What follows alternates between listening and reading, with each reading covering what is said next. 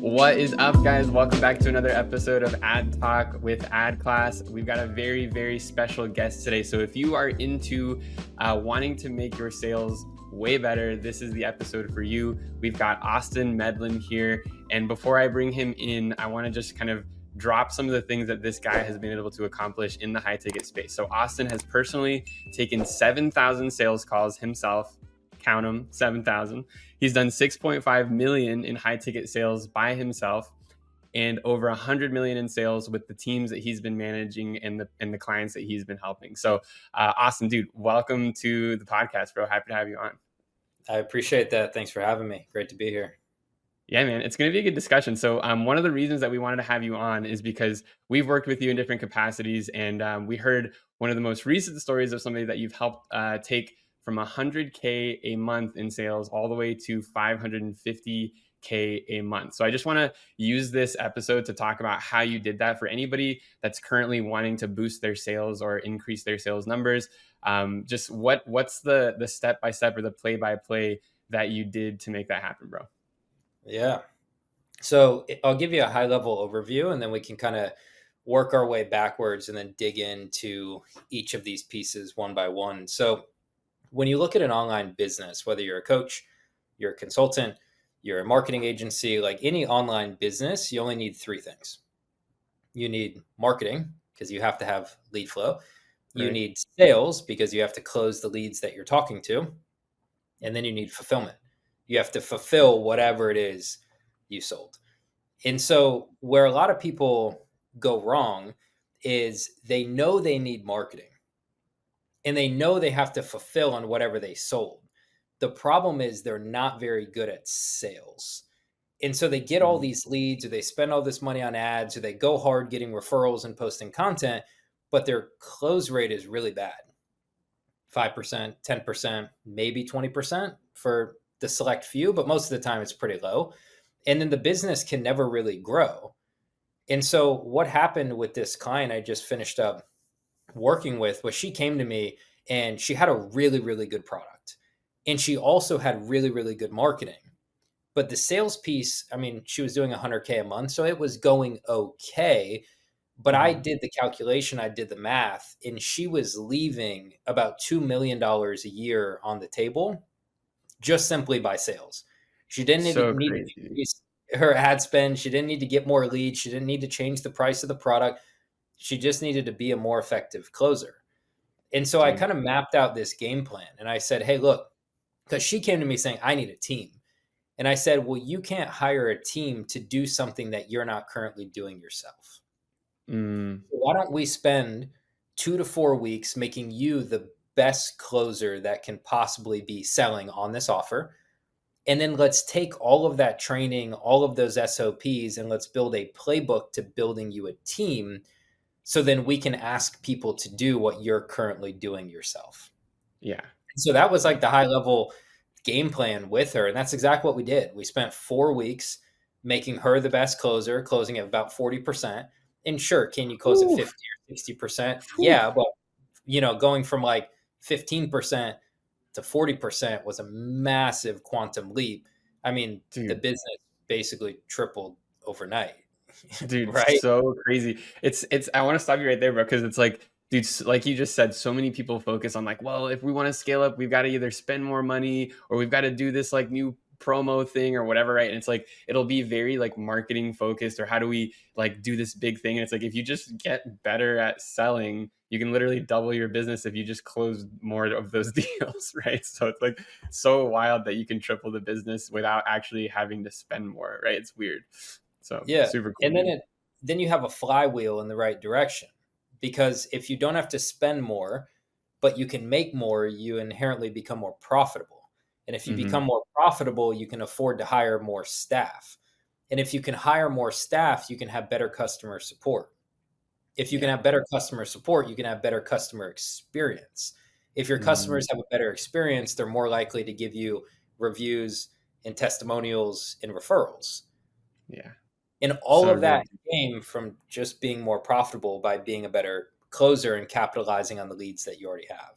So good, dude. So when you came in and she's doing 100K a month, and you looked at everything and you're like, okay, you're leaving like $2 million a year on the table here. How did you get to that type of a calculation? Is it just simply because hey, she's closing at 15%, and I know without a shadow of a doubt we can get you to like 40? Or kind of what's that leading indicator where you're like, I know I can see some money on the table here? Yeah, so it's really simple math. It's how many leads are you booking per month? How many of those leads are actually showing up on calls? Because if you have 100 people Okay. book and only 10 show up, that's not very good. So it's how many Right. people are actually showing up on calls, and then what is our current close percentage today, like right here, right now, or at least for the past 6 months, like a rolling average.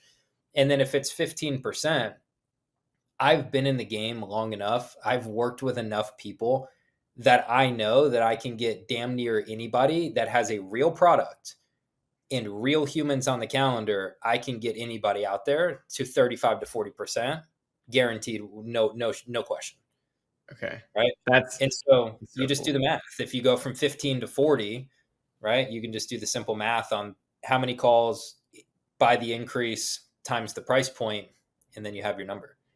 Dude, it just sounds so awesome that it's like almost sounds too good to be true. So I want to ask how you make that magic happen with the person, right? Because what you said was, hey, I actually sat down with this person and I said, hey, let's make you the best closer that you can possibly be, and then let's take everything that we've learned from you closing, and then let's push that out to the rest of the team, because now they can look at you as somebody who's already been doing that. So run me through really quick, high level. What do you do when you sit down with somebody and you're like, we're going to get you from 15 to 40, and here's the roadmap of how we get there? Yeah. I call it the RFPDP method, Okay. Okay. which stands for rapport, frame, pain, discovery, pitch. And what the RFPDP method is, it's basically just how to successfully run a one-to-one high ticket sales conversation. Because when I was brand new to Mm, the game 5 years ago, I had all these mentors that are now the biggest names in high ticket sales. And I used to work with these people one on one before they were who they are today. right. Problem was, none of it worked for me because it was a one size fits all, follow this script, say it with this energy, do it this way. And so Gotcha. I was being put into a box that felt super constrained and constrictive, and it just didn't work. Like, even if I closed a sale, I felt super weird. Like, my energy was off, and I was like, that just feels kind of awkward. And Yeah. so but I wanted to stay in the industry, right? And so very Hmm. quickly I had to adapt and figure it out on my own. So I could take what they were giving me, but I had to shape it into my own way. And so I Right. created this framework in that I run through 100% of the time on every single high ticket sales call that I'm on. And it's rapport, frame, pain, discovery, pitch. And so I Okay. sat down with this client, and the first thing I did, I didn't want to hear about her process. I didn't want to review her scripts. I didn't really care. Hmm. I said, show me the last call you took. She's like, well, I Yeah. took like 4 today. I'm like, great, give me the last one. Yeah, but it didn't close. I don't care. And I pulled it up and I hit play. In my framework, the first thing we do is rapport. In Hmm. rapport, I ask the same 2 questions every time. How's the week going for you so far? And if it's a Monday or Tuesday, I'll add in, are you off to a good start? And Mm. then number 2, I ask, where are you located? And I don't care where they're located. I just want to know, is there a currency exchange difference? And then if I have to book a follow up, it's impressive for me to remember what time zone they're in later on. But I really don't Right. care where they're located. The goal of rapport is not to be like, oh, you're from Philly, I'm from Philly, my cousin went to da da da da da, and spend 10 minutes like building this Like relationship that's just yeah, like it's almost like small talk at that point, because that's what people are like, used to, right? They're used to just being yeah, friendly, but that's like a conversation killer, really, when it comes to sales. You know? it's like, let's get to it. Like, your Yeah. prospect is here presumably because they need help. They don't really Mm. give about any of this small talk. They just want to Yeah. get down to it. Can you help me? So I build Yeah. rapport that's like maybe 10 seconds. And then rapport, I frame the call. And that's where you Right. take authoritative leadership. And it's like, so Caleb, here's what we're going to do. And then you Mm. map out what the next 45 minutes to an hour is going to look like. Yeah. And then you get into pain. Why are you here? What do you need? How can I help? Mm. Now, rapport, frame, and pain collectively are all done in 2 minutes or less. Yeah. And so what I That did with her is that's crazy, dude. That's actually crazy. I wanna stop you for a second because, I think that's surprising. It's surprising to me, and I think most people listening would be like, "Okay, so wait a second. You already, like, have handled the intro. You're, like, got the frame done, and you're getting into paint, and you're only 2 minutes in," right? For or a lot less. of people, they're like their first 2 minutes is what you just said. It's like, "How's your day been going? Oh, cool." Like, where and it's just it's a waste, right? So it's crazy how efficient you've kind of got that process, right? That's wild to do it in 2 minutes. Yeah, because again, people, they need help. Like, they Hmm. don't care that your cousin went to the same college as them 47 years ago. Like, they don't care that you also have a cat and, like, you visited the Rocky Mountains one time. Like, they like, people just don't care that much about you. If Yeah. we're being honest, I get on every call knowing this person doesn't give a damn about me. Hmm. Hmm. All they care about is the solution that I'm offering. Can it help them solve their problems? Right. Right. So the So good, faster dude. we So get good. to it, the better. And what I see happen over and over, because I've reviewed thousands of calls over the past couple of years of other people, what I Mhm. see happen time and time and time again, and it automatically kills the deal. Like, you might as well get off the call because it's not going to close. People build rapport, and then they build rapport. And then 4 minutes later, they're still building rapport. And then 8 minutes later, they're still out in la la land building rapport. And then the prospect breaks rapport and they're like, yeah, so what is it that you do? Or, yeah, can you Mm. actually tell me more about that thing that I got on the call to hear about? You've already lost the deal because now the prospect is here and you're down here. They've Yeah. taken leadership and ownership of Mhm. the call right out from underneath your feet because you were kicking rocks and talking about random things for far too long. Yeah. So Yeah. I just keep it moving. Caleb, how's the week going for you so far? You off to a good start? Great. Where are you located? Oh, cool, man. Yeah. So here's what I want to do. So I break rapport with the word so, and then I frame the call. Gotcha. So would you say, like, that's one of the most common, like, deal killers that you hear from, like, people who are learning sales on the phones and they're trying to figure it out is that piece that you just mentioned of you let the prospect kind of take authority and ownership over the call? Is that one of the more common things that you see, like, beginners do on the phones? Yeah, and it doesn't just happen in rapport. It's a common theme that runs like a thread that runs throughout the whole call. In order to close a deal, you must have authoritative leadership. And if you're willing to build rapport for 17 minutes, you do not have authoritative leadership. And if you don't, people don't trust you. They might like you, Yeah. but they don't trust you. And Got people it. don't buy from Yeah. people they like. They buy from people that they trust can solve their problems and give them a real solution. Dude, that's huge right there. People don't buy from the people they like. They buy from people they trust. That's big. That's really good, dude. A lot of Um, people might yeah. not like me, but I'm honest and I tell them what they need to hear. And it may mean putting someone in their place and adding some friction and making them feel a little bit uncomfortable. But at the end of the day, that's the only way to grow. Like, you Mm, can't grow from just sitting around and being comfortable. And so, me yeah. as a salesperson or a business owner on the phone, I might have to tell you that this isn't good. Like, if you're a Yeah. weight loss coach and someone says, yeah, I'm 80 pounds overweight, what a lot of people do is they lessen the pain. Don't Mm, worry about it, Stacy. We're going to get this fixed. All my clients struggle with the same thing, and they soften the pain. If I'm mm, that weight loss coach and someone tells me they're 80 pounds overweight, I'm just going to look at them quietly for a second and then yeah. say, yeah, that's tough. That's that's not good. And I Mm, allow that pain to just really sit there and for them to feel it. Because then at the end of my pitch, when I tell them the program is $15,000 to work together and they give me the objection, I can't afford it, then I'm going to sit there again and be like, but can you really afford to not do it? You told mm, me you're 80 pounds overweight and your doctor said this and this is going to happen. And if you don't lose it by this date and it's doing this to your self esteem, like, can we really afford not to do it? And mm, then I can dive into the money objection. That's a whole nother conversation for another day. But the point is, if you soften the pain and you make it seem like it's not that big of a deal, then at the end of the call, they're like, well, it's not really that big of a deal anyway. yeah. Yeah. They need to feel that pain and that burden of the situation they're in.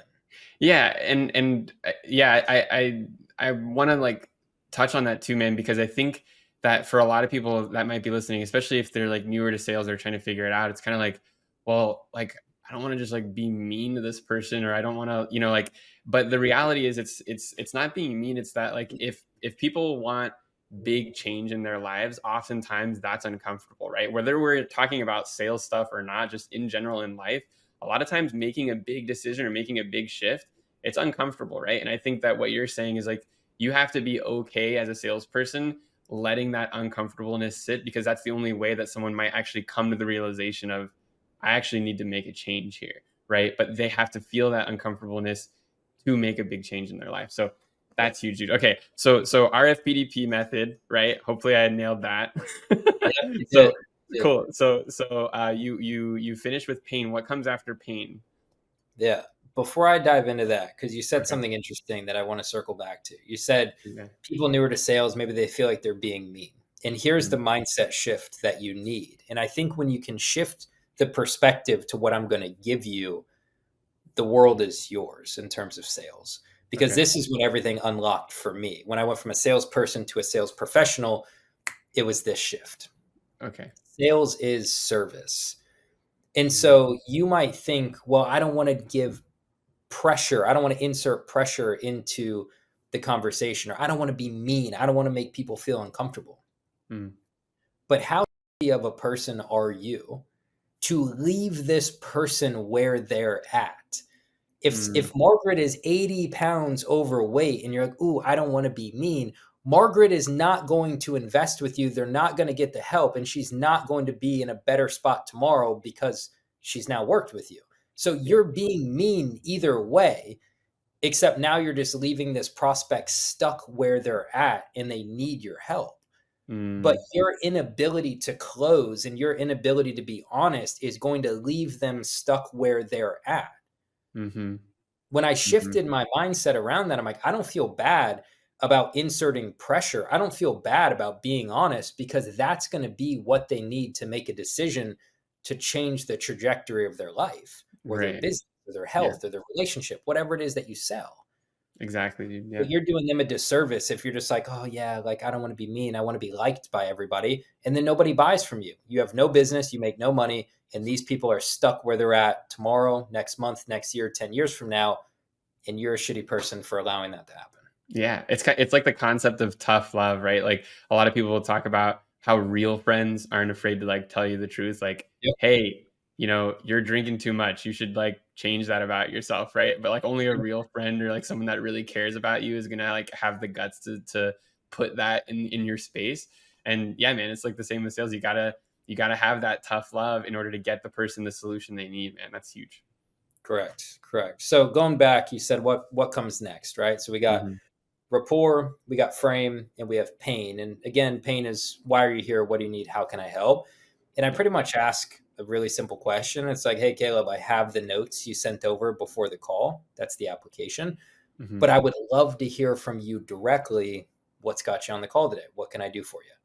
Yeah. That's like a really simple pain question. If you want to get more specific and you're a marketing agency, you could say, hey, Caleb, like I said, I have the notes, but I'd love to hear from you directly.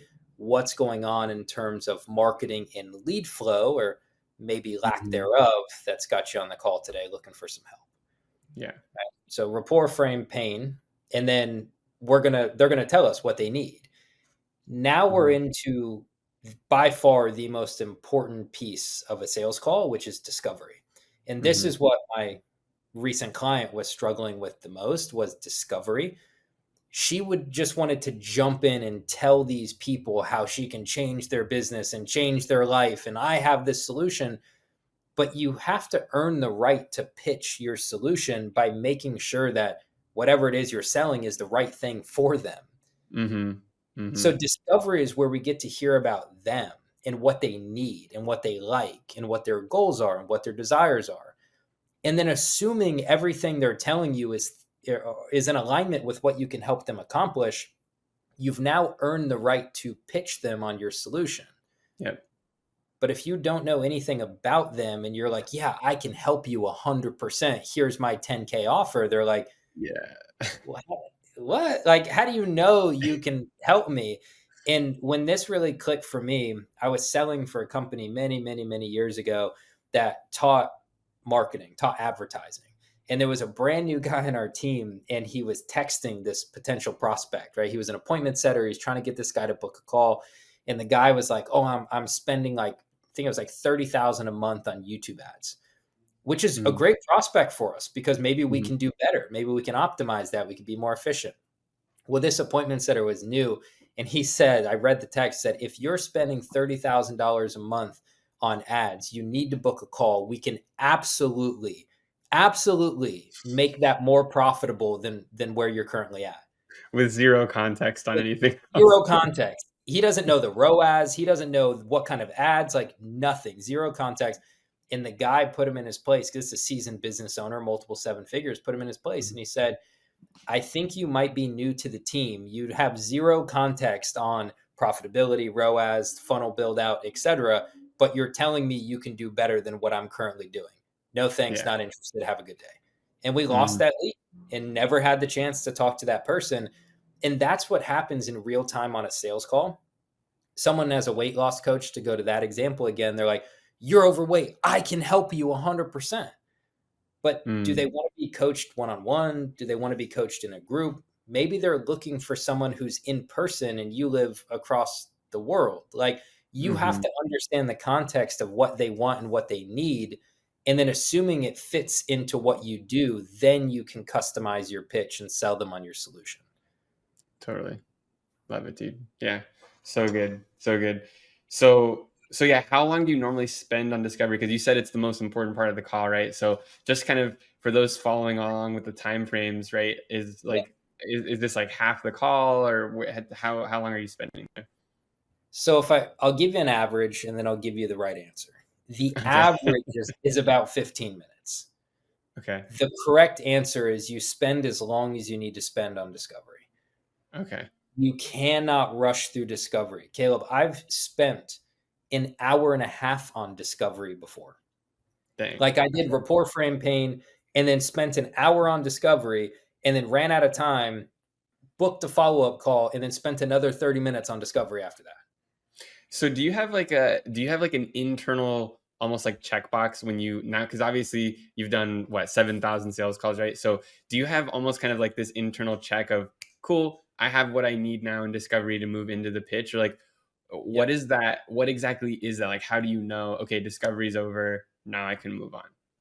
Yeah. So the easiest way, if somebody's listening to this, to answer that for you individually, because every offer and every prospect is a little bit different.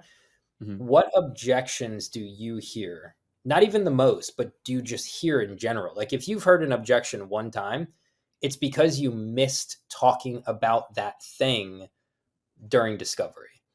And so there's Mm, certain ones, like let's say you're a done for you agency. But one of hmm. your discovery questions should be, are you looking for something done for you? Or are you looking for something done with you? Yeah. Right? And if Yep. you don't ask that question and you just make the assumption, oh, they definitely want done for you, and then you get to the end of the call and you pitch them on your done for you solution, they say, hey, Caleb, that sounds great, buddy, but I actually want to learn how to do this myself. I was looking for something more done with you. Well, Yep. now you're kind of screwed at that point at the end of the call. If somebody says, hey, like if bandwidth is an objection, maybe your program requires a lot of time, maybe 10 hours a week. Well, that needs to be a discovery question. Hey, I know you really want to accomplish X, Y, and Z. How much time per week do you have to put into that?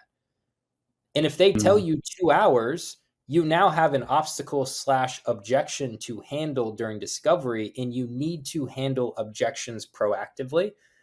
And so the way that I do discovery, one of two things will happen. Number one, in the best way, it's ping pong back and forth.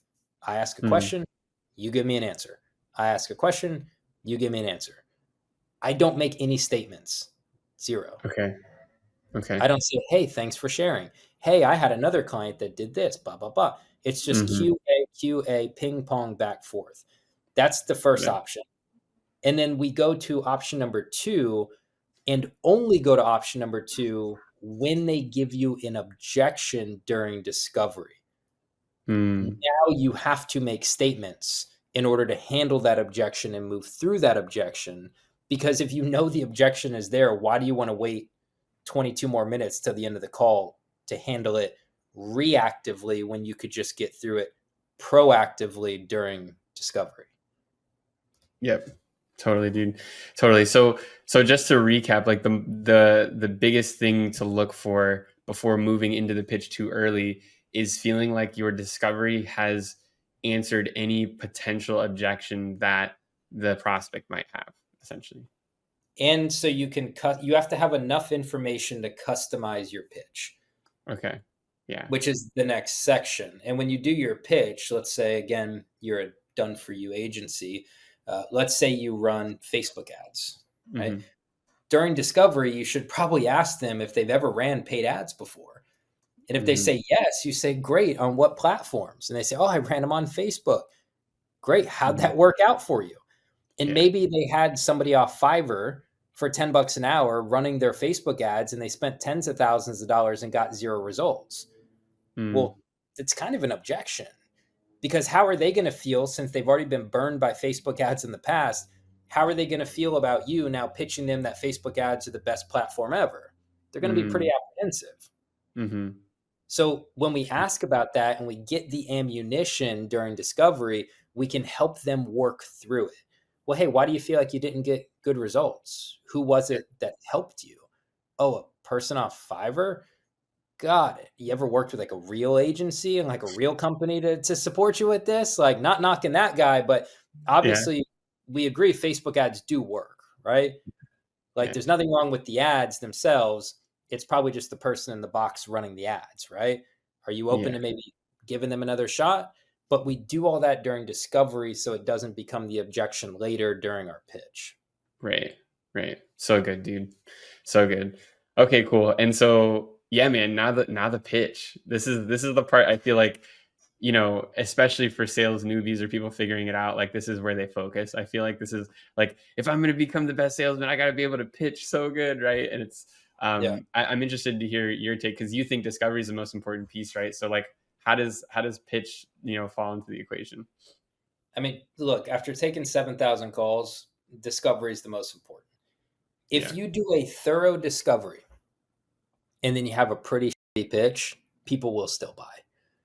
If you don't do a Okay. good discovery, no matter how eloquent your pitch is, people just don't trust you because you didn't ask them enough questions where they don't feel like you really care about them. They don't feel like you really know exactly everything to the most minute detail. So they don't Mhm. trust you, so they don't buy. Yeah. And here's my golden rule, and I share this with as many people as possible. And I've been living by this for a long time. And I genuinely don't know if I created this myself or I heard it somewhere, I read it in a book. I don't know how I've been living by this, but it's really good. And I want to share it. People will gauge your level of intelligence based on the quality of the questions that you ask, not the statements that you make. Mm. So Yeah, if that's people, that's big, dude. Dang. yeah. So, and where do we ask questions during our sales process? Discovery. In discovery, yeah. Yeah. So that's where people gauge your level of intelligence, Dude. not during the pitch when you make all these statements, because it's really easy to make statements. It's really hard to ask intelligent questions that go deeper and deeper and deeper, and the prospect kind of sits back and you're like, yeah, that's a Yeah. really good question. Dude, so true, man. And it's funny because it's one of those things that's like almost like deep down, it's like I know this, but it's cool to hear you put it into words that way because at our agency, right? Like we've grown a really I'd like to say successful agency, which is cool. And in the process of closing new clients, a lot of times what I'll get in the prospecting calls is that like affirmation of what you were just saying, where they'll be like, I can tell that you know your stuff based off of kind of how Yes. you're asking me these questions, right? And it's because the reality is an expert in that field is going to ask questions that truly like get into the weeds and like get to the root of the problem. And Yep. if you're asking really basic questions or you're not asking any questions at all, right? It's kind of an immediate indicator of you really don't know what you're talking about, kind of a thing, right? And so, wow, it's cool to hear that like the intelligence, and people gauge you really based off of the questions that you ask. It's huge, dude. Love that. Caleb, you have a broken arm. You walk into the doctor. Doctor walks in, pokes your arm. You say, ow, that hurts. He goes, yep, it's broken. You need surgery. And that's the only discovery he does. You'd probably kind of look at him and be like, hey, I know you got the white coat, but are you sure? Do I really need surgery? I'm 100% positive. And you're like, sounds good. I'm going to go get another opinion. Yeah. Right? Because he didn't take the time to truly move the arm and twist it and touch it and ask questions about what happened and what was the force of the impact and how long has it been hurting and does this hurt? Does that hurt? Mm-hmm. He didn't take the time, or she didn't take the time to really give a shit about your situation. And then just because they have a white coat on, they get to say you need surgery. It's like, you're going to go look for other experts. Heck yeah, man. Well, I guess the closing question that if I'm listening to this podcast that I would be asking myself is, what would it look like to close double or triple the amount I am right now with the same exact leads? Like, what would that look like for my business, right? And I think that's the question that you got to ask. So Austin, my man, thank you so much for joining us, bringing the sales expertise and dropping the knowledge bombs here today. Enjoyed having you on the podcast, bro.